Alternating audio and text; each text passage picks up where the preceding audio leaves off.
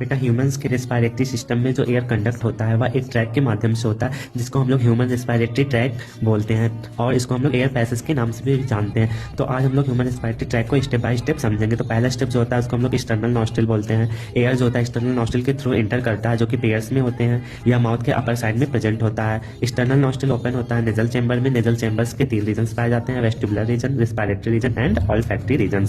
Nasal chamber जो होता है यह ओपन होता है नीजोफेरिंग्स में। नीजोफेरिंग्स बेटा पार्ट होता है फेरिंग्स का। फेरिंग्स को ही हम लोग कॉमन पैसेज बोलते हैं फूड और एयर के लिए। देन नेजोफेरिंग्स जो यहाँ ओपन होता है लैरिंग्स में। लैरिंग्स एक प्रकार का कार्टिलेजिनस बॉक्स होता है जो कि हाइलेन कार्टिलेज का बना होता है या साउंड का प्रोडक्शन करता है, इसलिए हम लोग इसको साउंड बॉक्स भी बोलते हैं।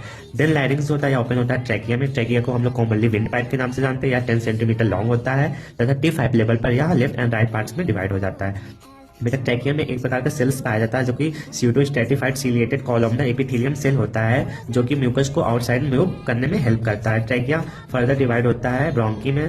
ब्रोंकी आगे चल के डिवाइड होती है primary bronchi, secondary bronchi and tertiary bronchi. Then bronchioles में डिवाइड होती है। ब्रोंक्यूल्स के 2 पार्ट होते हैं, initial bronchioles and terminal bronchioles. Terminal bronchioles आगे चल के एल्वेलाई बनाता है। एल्वेलाइज होता है या एयर मेन एक्सचेंज होता है एयर का यहीं पे होता है या थिन बैग लाइक स्ट्रक्चर होता है।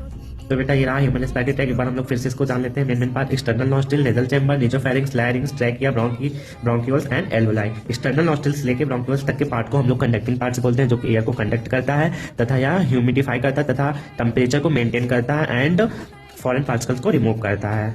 तो ये रहा